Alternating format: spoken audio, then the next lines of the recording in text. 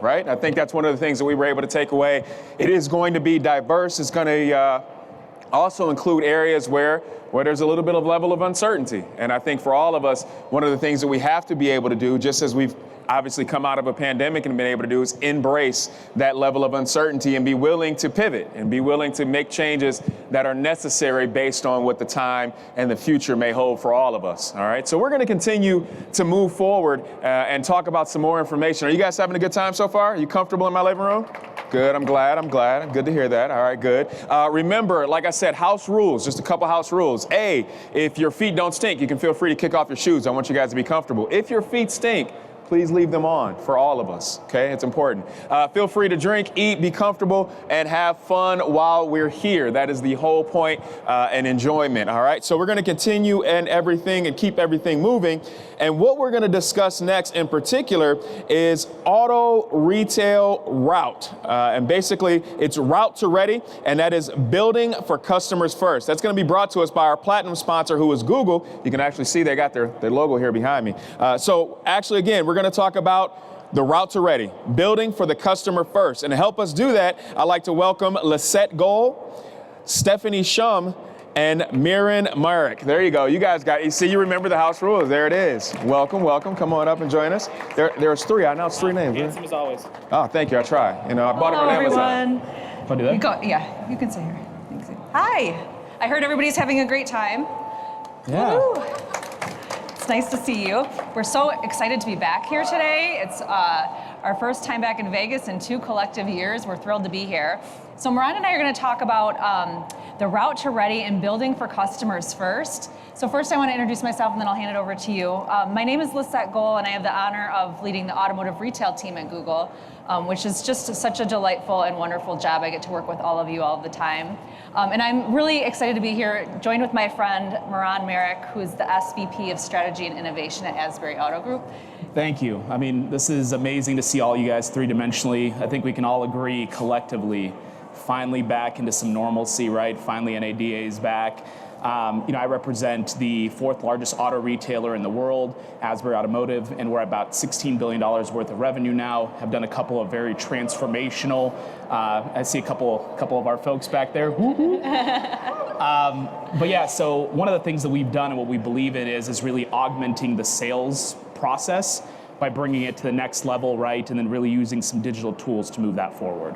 Well, we're happy to have you here and congratulations on all of that. That's really amazing. Thank you. Okay, so Moran, we're going to talk a little bit about the car buying journey and the user experience, as we all like to think customer first in our roles.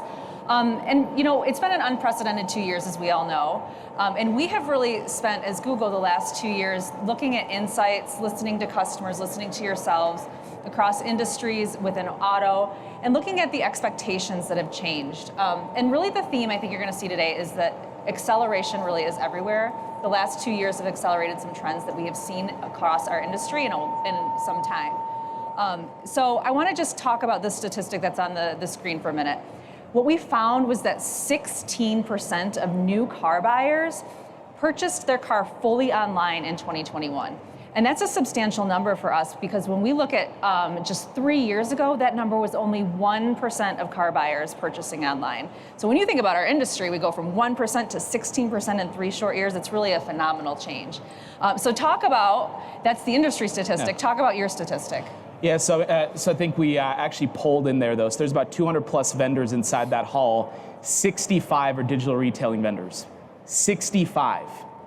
So you could see where the route is as far as where people are investing their dollars as far as companies are concerned. For us though, we made an investment about 5-6 years ago to really get into this space. And about every 4th used car sold at ASBURY happens completely online. Not a mega lead, right? Not something though that you put together to frustrate the customer with the BDC, but truly a fully online deal because that's where we see the guest experience going to the next level. By the end of 2025, we believe that number is going to be 50% plus, right? And you look at Carvana, right? Carvana 3-4 years ago was selling 18,000 cars per quarter. They're doing 150,000 now. So as you can see, that trend will continue to rise. We can't just continue to have our eyes closed thinking nothing will happen.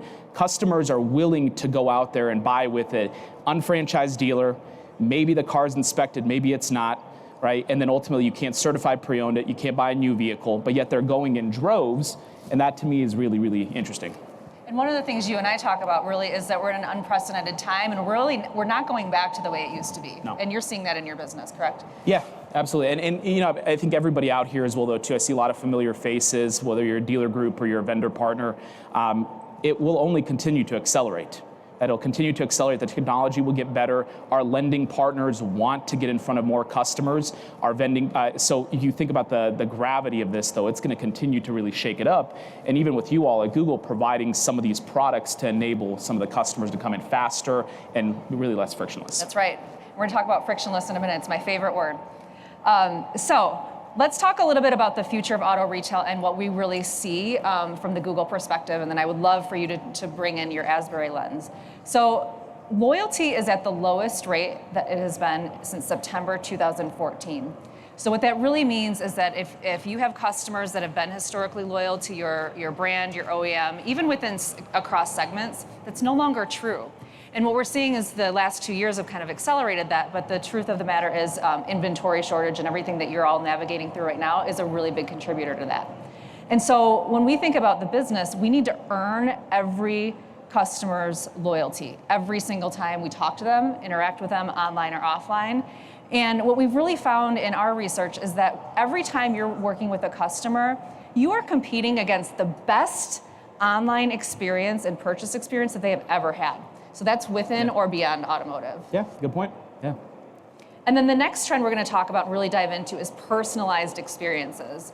So personalization is really key if you think about yourself as a consumer. You want people to know about you. You want them to know what your preferences are and what really matters to you, and then deliver an experience that's really relevant to you. People are expecting now that the perfect car for them is out there, and they just need to find it. Well, they need to find it, and also too, I mean, think about how you all shop, right? You know, we always compare Amazon as coming in and saying, hey, you know, they're gonna, well, when you're buying, whether it's bread, whether you're buying an electronic, it's different, right? No differently than if I were to go into Home Depot, you and I'd bring in my old lawnmower and take it to the register and say, hey, go ahead and value my trade for me, but I also have a payoff on here, and on top of that, I want a 10% discount. Our industry is unique. It's unique, right? There's regulations involved. So we can't think, though, we're going to solve the problem by simply putting a piece of JavaScript on a website and thinking it's going to solve all of our problems. In fact, it actually does the complete opposite, right? Where you're hurting the guest experience, though, by putting some of these tools on there, right? And I hate the word digital retailing. Lizette knows this. It is the dumbest thing that I've ever heard. And I will go up against anybody in that building. What does digital retailing even mean? It's online retail. It's a retail sale. Right? Whether you want to do it in person or online, it doesn't matter. I have to give you the tools necessary to do it, and I have to personalize it for your touch. Yep. And then the next thing we're going to talk about a lot is my favorite word, frictionless.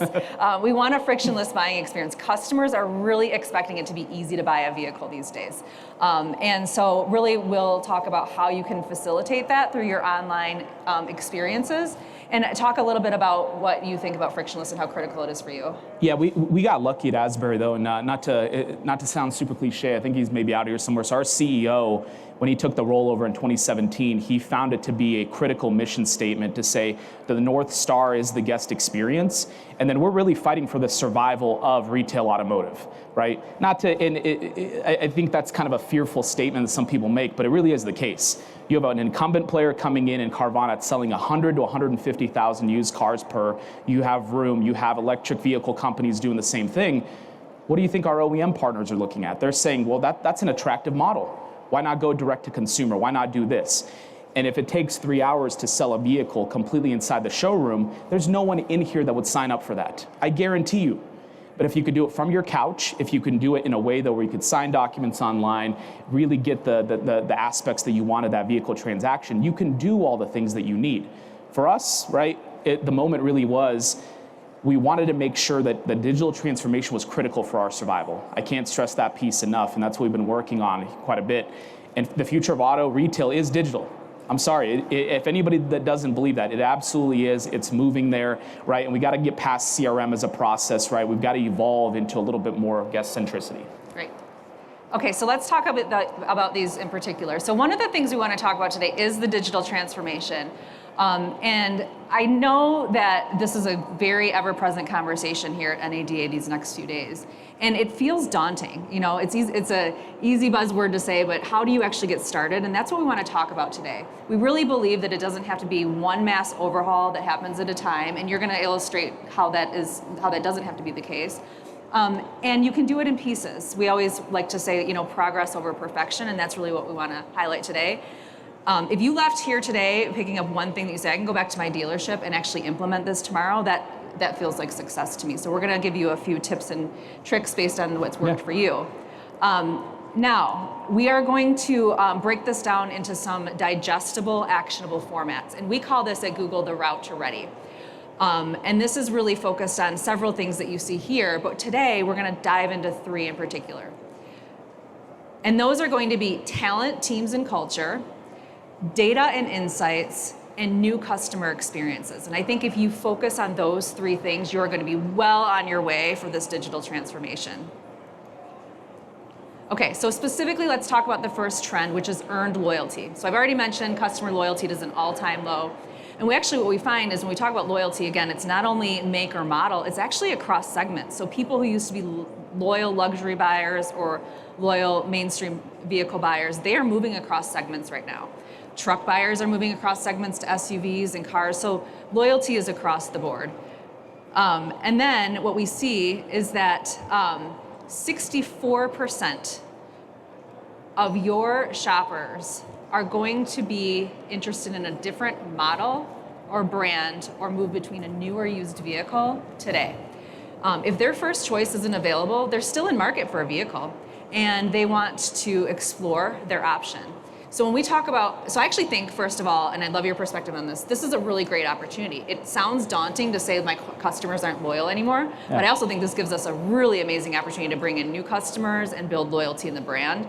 So I'd love to hear your perspective on that. I mean, you all see your retention numbers, right? So our OEMs print the, whether it's TLE or any type of retention numbers, and you see after 2, 3, 4, 5 years, especially in service, our customers fall off and they go to independent shops and everybody's numbers are different. That tells you, though, that because the internet has given us the ability to sell cars abroad, if I'm in Atlanta, as an example, and I buy in South Atlanta, but I live in North Atlanta, there's no way in hell I'm servicing my vehicle in South Atlanta. It's not happening. I'm not driving 2 hours to do that, right? So the loyalty aspect, though, has become convenience, right? If you're convenient for me, right, and you give me that experience that I want, ultimately, though, I'm going to be loyal to that experience. We know millennials, we know centennials, they're not loyal necessarily to brands, they're loyal to people, right? And if it's people, it's that process that they have. So I think that's why we really focus on the customer experience there. That's our North Star.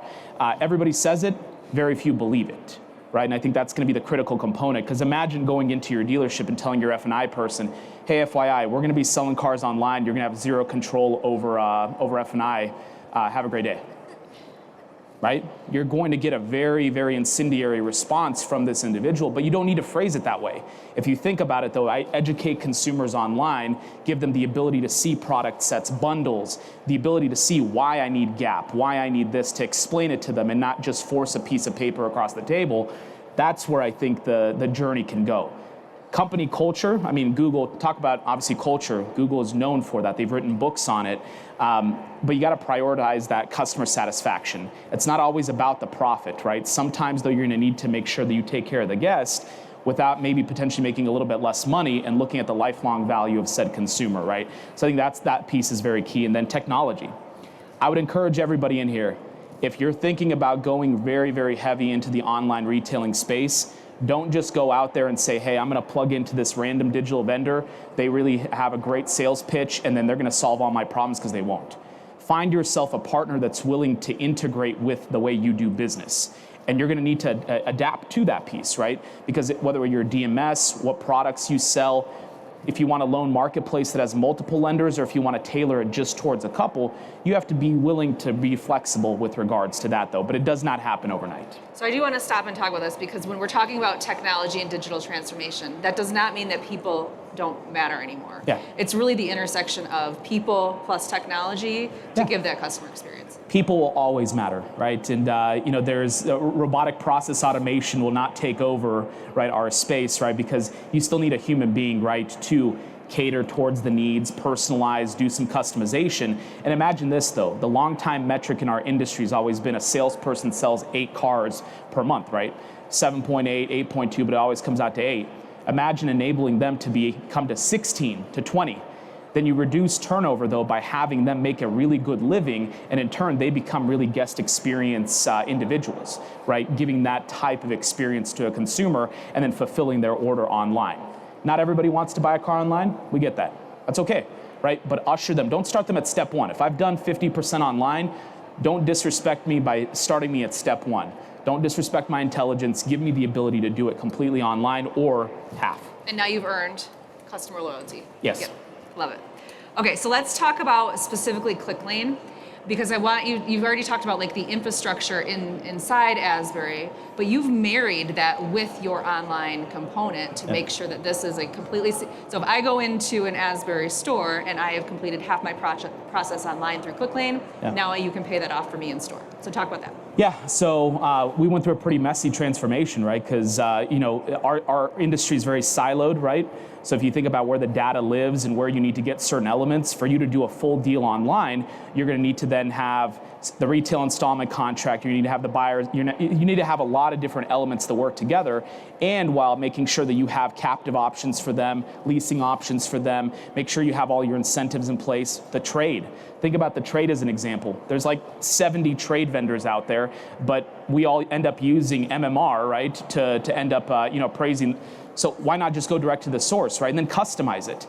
An all-wheel drive vehicle in Denver is worth a lot more to me than it is in Phoenix, Arizona, right? So if we think about putting some logic in place to do that, and our biggest example is really immersing ourselves there. We've used every digital retail vendor you can think of, and we got just really, really exhausted with it. Because we were getting, hey, we're celebrating 15% closing percentage on this one, awesome, we're doing a great job. Meanwhile, we still had a lot of human capital accruing trying to get these deals done. So we immersed ourselves really about 4 or 5 years ago into this space. We built something called ClickLane with one of our partners and our development team that's in the back there, where we can create an online experience. We can do the whole thing online, right? And we even put documents in the DocuSign that's very, very flexible. And then even the ones that require wet signature, you still sign online, and then upon delivery, we deliver those to you, right? So the industry is very obsessed with the perception of cars. There's not one person here that is either representing a dealership or a dealer group that when the pandemic started, everyone said, oh shit, we need a mechanism in place to be able to retail some stuff online. And everybody panicked. Everybody put on, hey, I'm gonna send Zoom links to my customers. We're gonna do it this way, we're gonna do it that way. And all the states had different regulations. And then there was like a 2-3 month period where things somewhat turned back to normal. We say, oh my God, look at the margins. Let's just go back to the old way we were doing business. That's what happened, right? That's what happened to most stores out there. So we wanted to really make sure we don't want the perception of online sales. We actually want to sell online, right? And then give them the ability to do that though. And then, we have a very talented group of developers that worked on this, and we're very fortunate to have them there. But it's not a popular or easy approach. I can tell you that right now. And it's going to require some bumps and bruises. That's great. And can you talk a little bit about where you started? Like, what was the first step? So if somebody's thinking, this is really amazing, I want to do this for my dealership, what was the one thing that you said, this is where I begin? Yeah, you got to look at your technology stack, right? Look at your technology stack and look at how you currently retail vehicles inside your store. And look at all of the different components in place, from DMS to the route ones to the dealer tracks. Look at what your trade tool is. Look at if you have the ability to do payoffs. Look at the way that you are kind of cultivating that customer. Look at your tech stack first, and then put it on a whiteboard.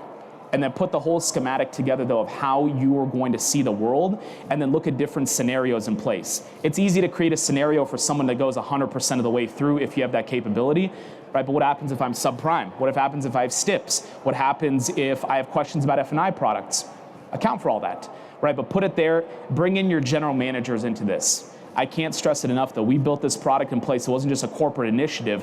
It was, we brought in our 5 best general managers to work on this, our 5 best F&I folks, knowing full well that the F&I folks weren't very happy about it. And we've seen a little bit higher PVR online than we have in store. So if you think about that as a rationale, though, that's where you can then hone in on that A/B testing to see, are bundles better to sell online, right? Or is it individual products? If you tell me that you have 10 grand worth of negative equity in your vehicle from the trade and the payoff API, well, I'm gonna offer you gap. Right? There's things that I can do to really make that experience personalized. Look at your tech stack, whiteboard everything, and then start there, and then find yourself a partner worthwhile. It's tough to do it all in-house, right? So you will have to partner with some of these entities as well. Absolutely. So one of the things that you're acknowledging is that this is a very complex, lengthy process with a lot of different elements in there. So I'd love to talk about F&I a little bit more. Yeah. That's something you and I speak about. So tell me about how you've used that as kind of the entry point to solve all of these things that you're talking about right now. Well, use my lawnmower example too when going to Home Depot. Selling a car is complex, and we have state regulations, we have OEMs, right? We have different things that it's involved here, right? So you got to just break it down into smaller steps, though. So view the car buying experience through the eyes of a consumer, right? Just ask the simple question: do you want to spend 3.5 hours in the showroom? Some of you might be saying, no, my experience is 1 hour, and they love it, and I would still argue against that. Right, figure out where your pain points are. Look at your Google reviews. Look at where some of the pitfalls are of where consumers are really kind of struggling. And F&I, by far and away, is the least enjoyable experience.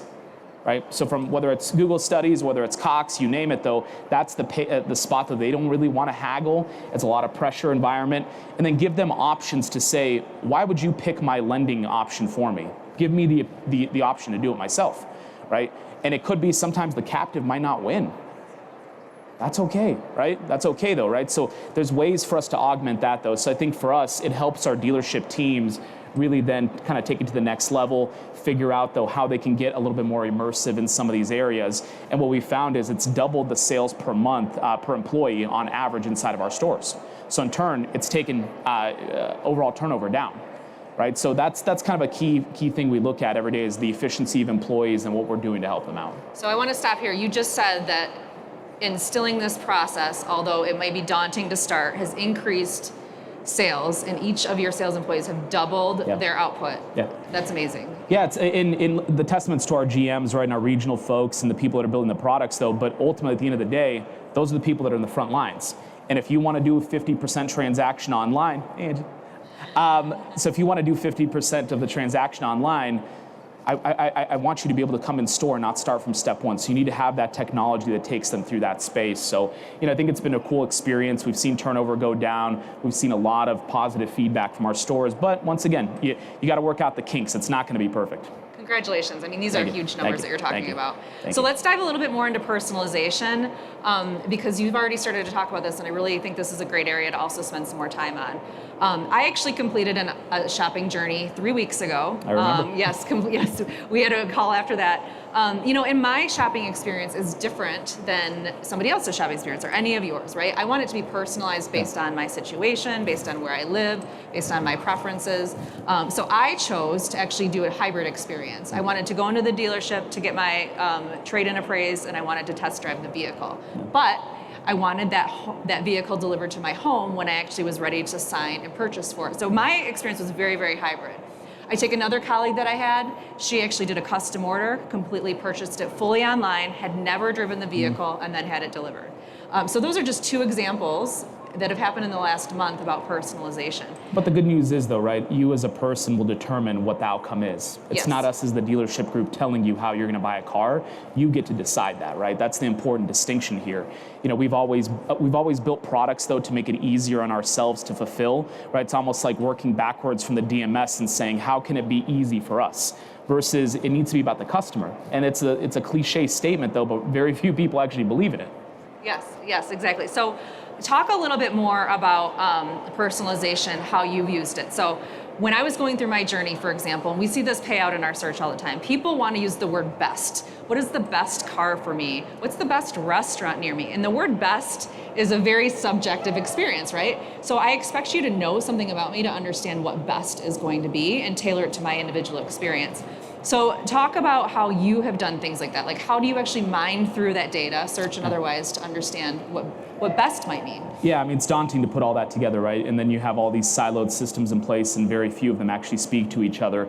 So we kind of work backwards a little bit. We created a ubiquitous platform that we call Sandbox internally, where every deal structure that we have from ClickLane goes directly into there. So whether we use Xtime, we use eLead also as the CRM, but all those systems right back into our one customer centricity area, which is called Sandbox. And that then determines and it feeds a lot of our systems, whether it's through paid ads, whether it's on the SEO side, whether it's you name it, we have the ability to kind of put that in one area.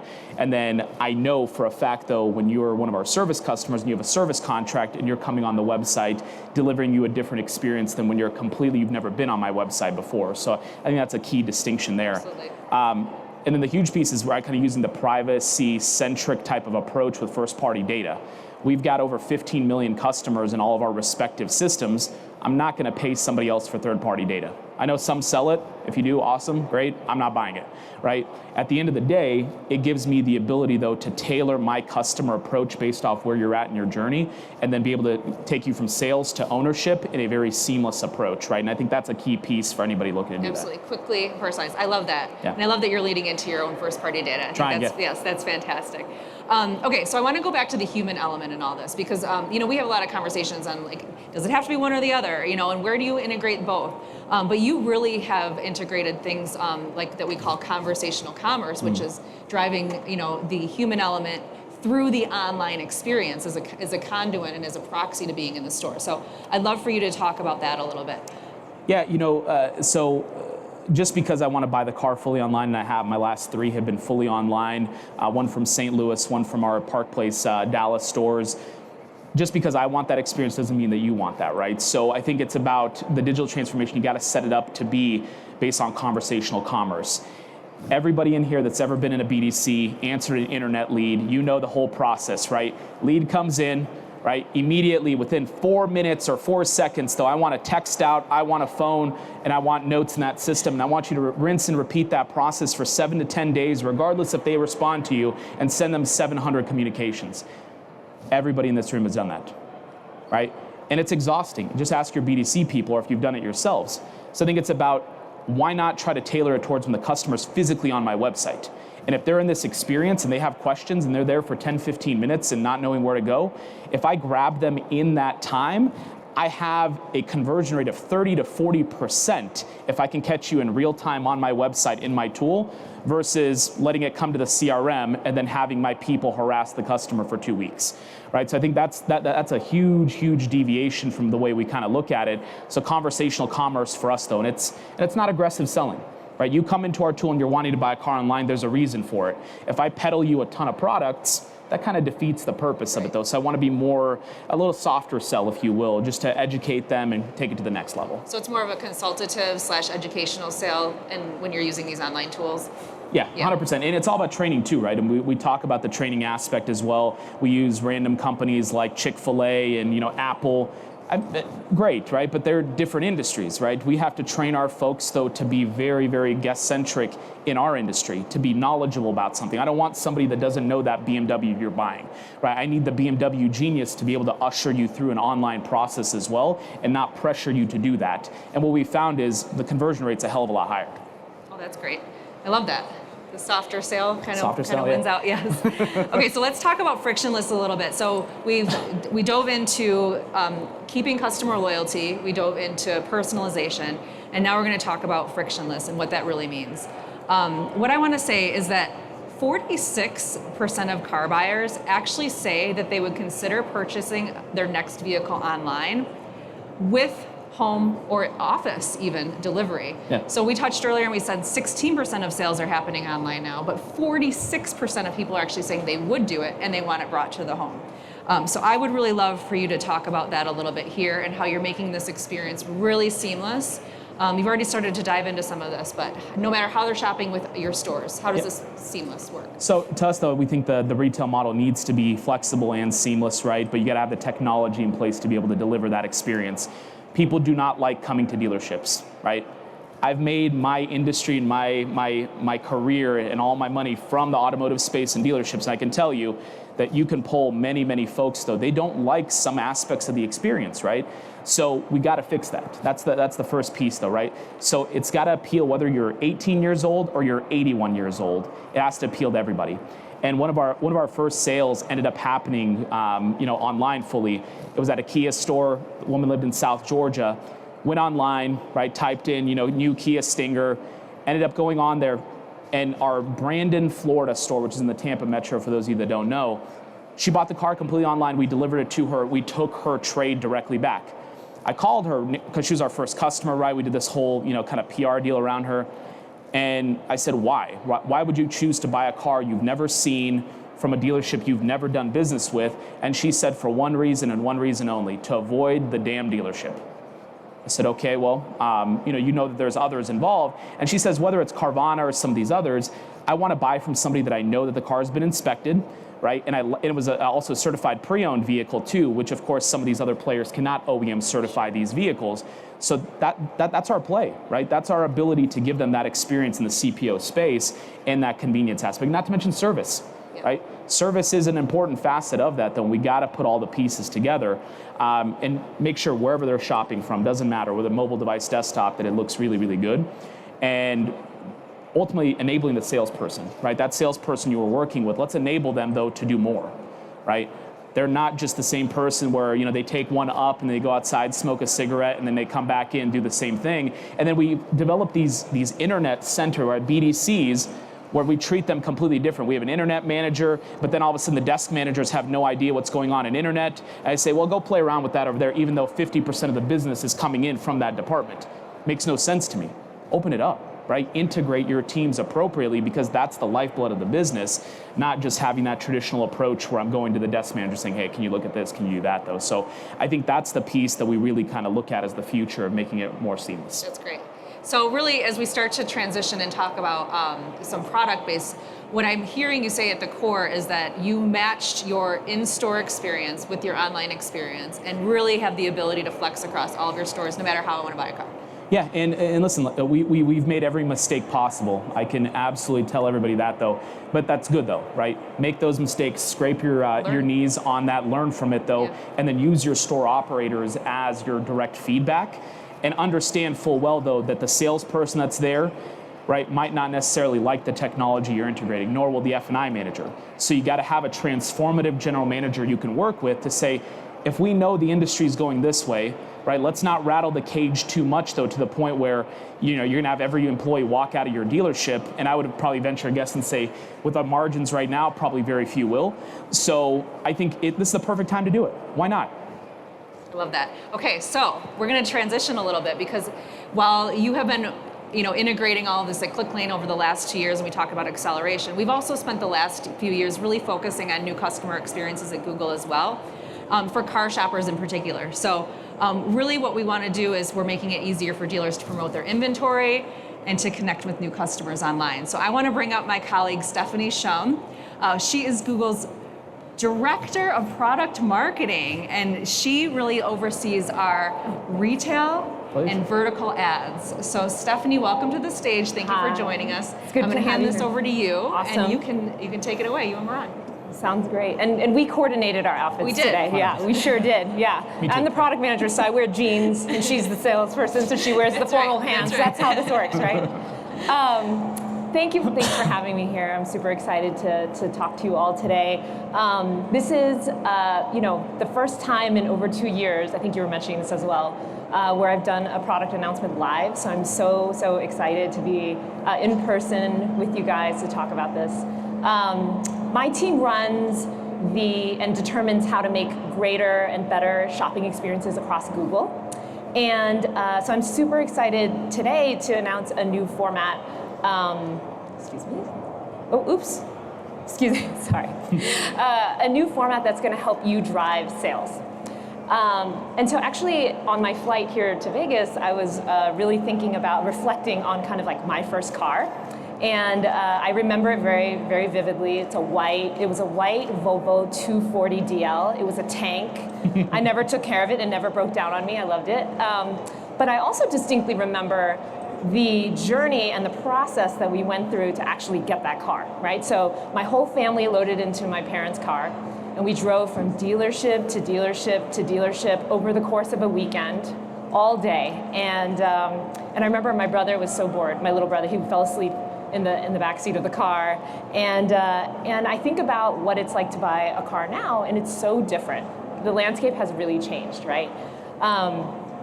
And so now more than ever, people are starting their search for new cars online, right? I mean, you guys all know this very well. In fact, 89% of research for new cars starts online and happens online, right? But as we know, it's not just research. It's also people are purchasing online, right? And so this is another fundamental change. I think, Lizette, you mentioned earlier, 16% of new cars are actually purchased online in 2021. This is way up from just a couple years ago in 2018 when it was only 1%, right? And that's really, really incredible. I think what's been happening over the past few years has really just accelerated this process. And so yeah, I think it's therefore just really important for you as auto advertisers to put your inventory and the information about your vehicles at the forefront, right? So shoppers are more comfortable researching and buying cars online. They expect a seamless experience, right? And so that's why it's really critical for you guys to put your inventory online. And so I'm super, super excited to announce that we have a new way for you to get your car inventory online and really drive those high quality leads. Okay, so what we have is vehicle ads that we're announcing today. It's a new ad format on Google Search that allows you to showcase cars for sale nearby, right? And so let's take an example. So how does this work? I might be in the market for an SUV, right? So I'll go to Google Search as a car buyer, and I'll do a search for 2019 SUVs. And I'll be met with SUVs that are nearby that I can either buy online or can get delivered right to my door, right? And so this is really the crux of vehicle ads.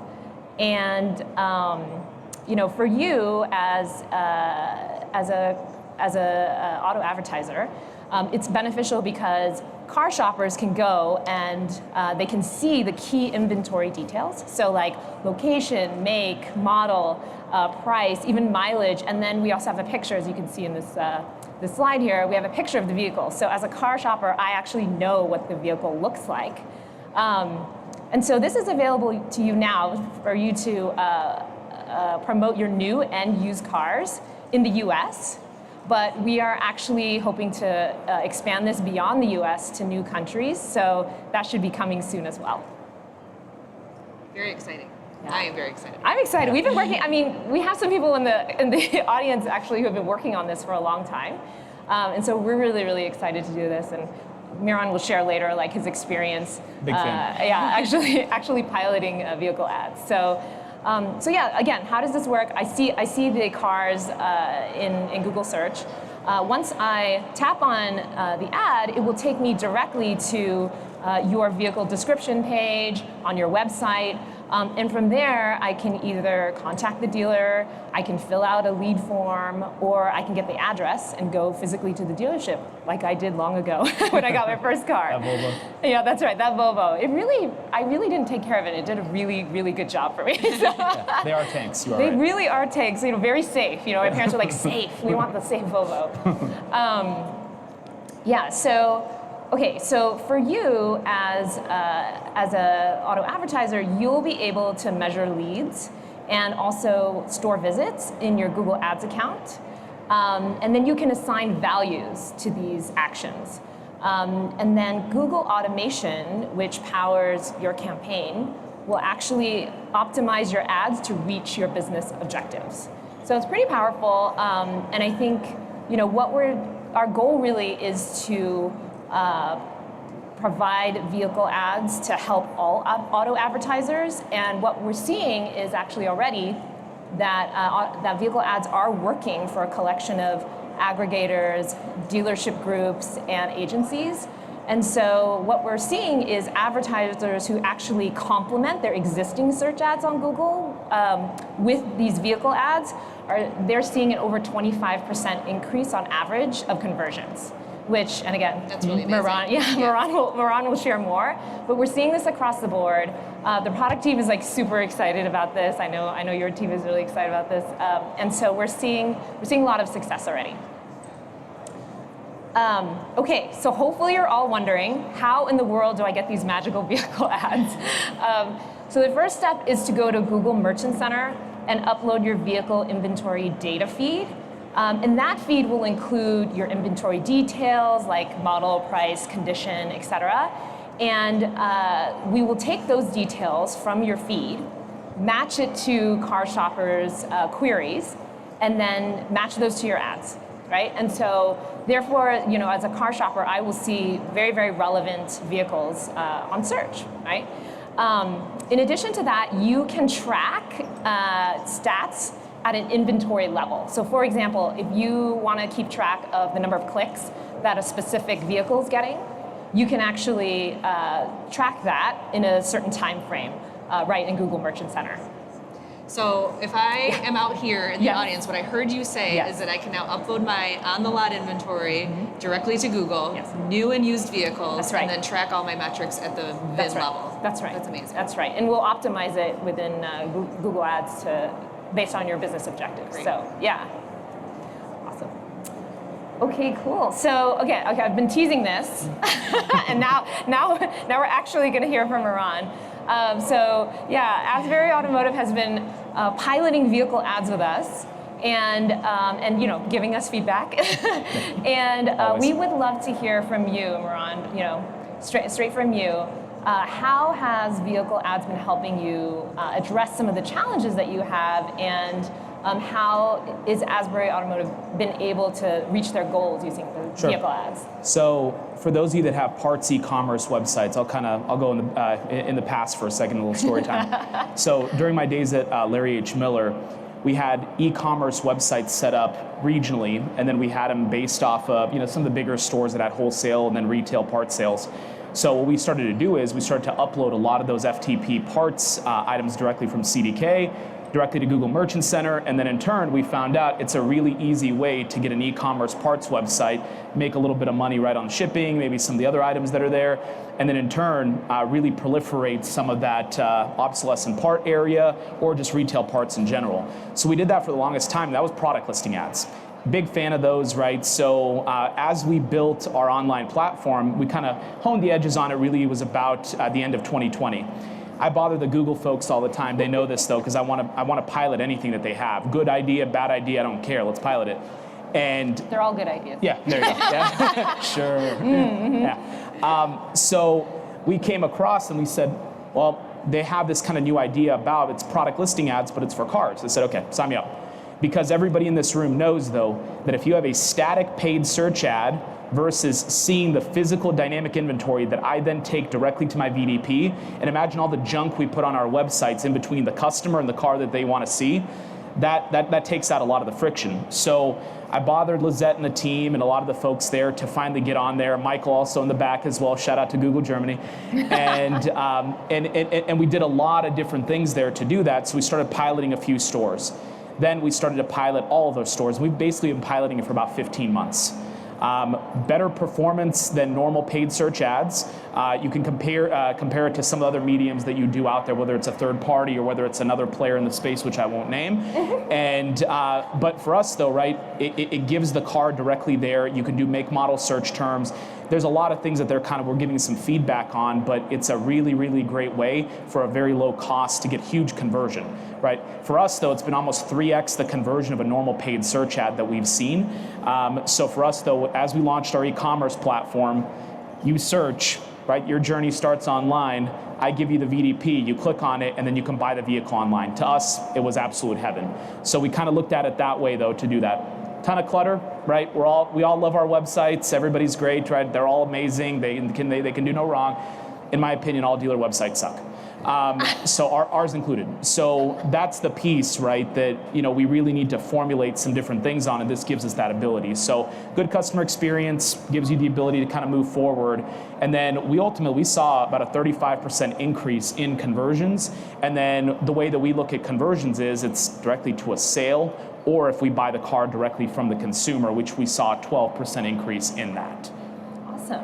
Thanks for sharing that. It's been really great partnering with you on this and getting the feedback and just your enthusiasm for like you said, testing these new products that our team churns out. Yeah, So. for sure. I mean, listen, we all work with different paid search vendors, or if you do it in-house, right, or your digital media vendors for that matter.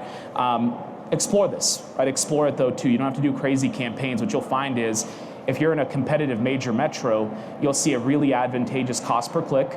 They take them directly to the VDP page, and then you customize the experience how you'd like, right? And it kind of goes into some of the cars for sale stuff that Google is doing on the non-paid side that'll start to complement this though. But it's always been our mantra. If we dominate search, both paid and from an SEO perspective, we can get the customer, right? And then everybody in here, and hopefully no third-party vendors are in here as well. Think about why Car Gurus and some of these companies exist. We've been sending them our inventory in droves as an industry, and then they resell us that product back when they get the paid search, or excuse me, and when they get the organic search traffic. It's a brilliant model, right? It's a brilliant model. It's created a ton of unicorns. So for us though, we want to make sure that we are in that space and we're competing in that space in every area. Awesome. Well Great. done. Yeah, oh, good. Nice. And hopefully you continue to see the success that you've seen with vehicle ads. That's great. Awesome. So, apologies. You're Here fine. are the stats in case anybody missed it. Awesome. So again, thank you for sharing that. So vehicle ads are a simple way to promote new and used vehicles and help you increase sales. And if you want more information, like I said, we're announcing this product today. There's a URL right here that you can go to learn more and to start using them. And one last thing I will say is that we are exploring new opportunities for free listings. And so you'll hear more about that later this year. Awesome. That's a great announcement too. That's exciting. Very exciting. Thank you. Thank you, Moran. Thank you, Steph. Thank you. Thanks to all of you for joining us. We're really excited to have this conversation with you. As you can tell, we're all really passionate about where the future of online/hybrid retail is going. And then this product really is meant to help make that even more of a seamless process so that they can get to your websites faster, find the inventory they want, and then move out of your dealership more quickly with the car that they choose. So thank you everybody for being here today. It was really great to see you. And we'll be hanging around if you have any questions around the product or the great work that Moran's been doing with ClickLane. So thanks everybody. Thank you. Thank you. Hang tight. So before you guys go, because yes, keep that going. So before you guys go, obviously, so what I found of everybody in my living room is they're a little shy when it comes to answering and asking questions. Sure. So I'm going to ask you guys a couple questions just so that way I maybe can cover some of the stuff that they want to ask, but they're a little shy to ask themselves. All right. So one of the things that I think was great that I heard you guys all talking about was your own individual car buying experience, right? And I think one of the things that's really big is that as dealers, we have to find ways to really adapt and be able to understand that not everybody's going to have the same process, right? As you guys know, I'm a dad, so I just recently went through this. Actually, we got my daughter a car for Christmas, right? And I'll tell you what I found is my process versus my wife's process is completely night and day. She was, for lack of a better word, freaking out. Because what we were finding is that while we were on the website, we would see a car, we would like a car, we would call on the car was gone. Yeah. So how does some of the products and things that you mentioned, how is it going to help narrow that gap from inventory showing on a website to actual availability?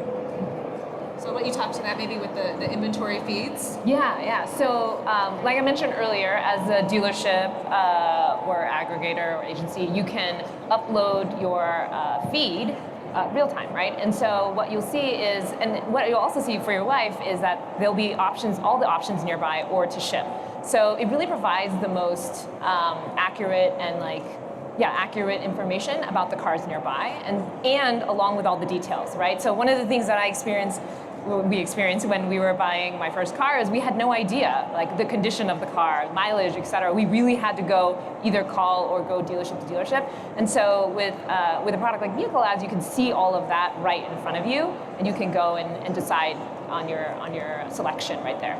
That's great. And so, follow-up question to that, because just again, my curious brain, on the dealer side, who's going to be responsible? Is that up to the dealer to manage that part of being able to load, upload? And maybe, Moran, this is a question for you. How do you guys manage that? Because it does, I mean, it can happen. Inventory changeover can happen really quickly. Yeah. The car that we actually were fortunate enough to get for my daughter, they hadn't even got to the point where they put pictures of it up on the website. Yeah. It literally was. They just appraised it. Yeah, it just appraised it. When we went to see it, they gave us a, hey, we haven't cleaned it up yet. It hasn't been through inspection, all that good stuff. So how does maybe from a dealership standpoint, you manage being able to keep up with that real-time demand? So, we're fortunate to have a lot of resources internally, though. So we have a team of 30 marketers that just sit in our Atlanta office, and then between what's happening in Sandy, Utah, and some other places as well, I mean, it's a sizable team. Right now, it's unprecedented inventory times, especially on the new car side. So the thought process of going to a website, right, and you pick out a vehicle you like, though, and then the first question is the vehicle still there? More than likely, it won't be, right? DSI is at an all-time low. So I think that's exacerbated the situation a little bit more. On the used car side, which is going to be a little bit better there from that perspective, just make sure, though, that you've got a really, really flexible inventory schedule. You're clearing out different things. If you're selling into the pipeline, make sure, though, that you're clearing that out, though. That way you're not representing it online. Because I could tell you, what do we used to do as a total industry, right? If I keep cars that are sold on, that I know that I've already sold, but I'm keeping them on there just to accrue leads, that is a great way to piss off a lot of good customers, right? Yes. So we got to get away from those methods. We got to make sure we're cleaning this out. The cool part with this is Google Merchant Center, you can have an FTP that updates on a regular basis, right? So you can upload that piece in there, whether you're doing it yourself or you have an outside agency doing it. That'll help tremendously with the inventory feed cycles coming through, because to your point, we want to make sure that that car we're representing, right, is the actual car that's for sale. And there's probably some legal ramifications and FTC ramifications of doing the latter. That's great. And so now it's 15 months that you've been in part of the pilot, right? Yes, sir. So where do you see the next 15 months for you growing? Because you've already talked about you've experienced a pretty significant level of growth.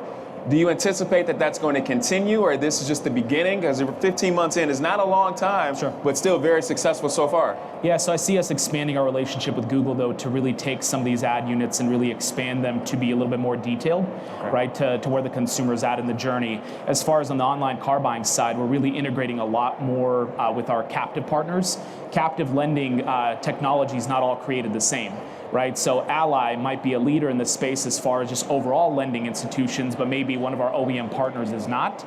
And then you find out on the callbacks that you have for instant decisioning in the loan marketplace, I can give you a tier, but maybe not a rate, right? I can have a callback where I can get you a better rate, though, but it doesn't come back into my system. That's a problem, right? So I think we're really honing in on the technology to make sure, from leasing to financing, subprime, prime, near prime, super prime, we want all of that business there. And we've actually found online, our average FICO score is about 715, which is higher than our in-store at 698. Wow, that's great. And so, Stephanie, question for you, because of course, obviously Moran is ahead of the curve, right? There's some that are, sees it, like he already mentioned, anything project or pilot, I want to do it, right? But how do you address maybe some of the dealers that are reluctant or are in a situation where maybe they don't understand the advance of the technology and how it can really be beneficial for them?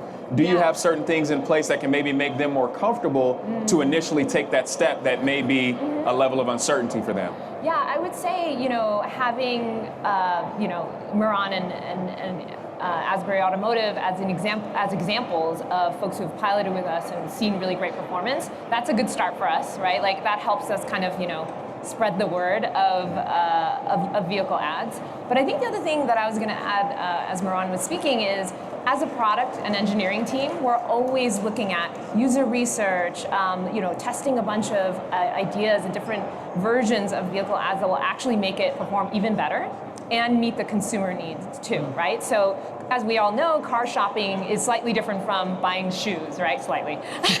Or buying like a refrigerator, right? And so we, on the product development side, are always looking at ways to improve these things. Obviously getting feedback from awesome partners like ASBURY. And also, as we expand our program, getting that feedback and really having that two-way conversation with the car dealerships. Yeah, absolutely. Yeah. And then what about just from a plain technology standpoint? So with the app, it has a ton of features, obviously, that can be used and capitalized. But what about if I'm a dealer and let's say I'm used to 5 pictures, that's all I'm uploading, you're not getting more than that out of me. How can I then integrate this technology to a point to where I learn maybe more best practices, all right? Is that something that the program will help me in doing and being able to say, hey, if you do 10 pictures, maybe show the inside of the vehicle, it'll help with some of this traction, right? Because, you know, I think we do have a large disparity of either, hey, I'm in the tech game or, I don't know, you know? So is there anything that's designed like that, maybe best practices that the application will help in, like I said, coaching along? Yeah, we definitely have best practices, and I actually think we have like some guides out, we will right? be handing out guidebooks after this, actually, yes. Yeah, so a combination of that, plus like the tools that we have in Merchant Center that help you track some of these things, so you can learn things like, oh, this vehicle is like really taking, like I have a lot of leads, a lot of clicks, so people can kind of like learn from that in addition to the best practices that we have. Also, too, right? I mean, you think about the reconditioning process for any dealership, too, right? So it'll expose a lot of warts that you have in that journey, because the example you use where they had a vehicle that they appraised and that ended up online, right?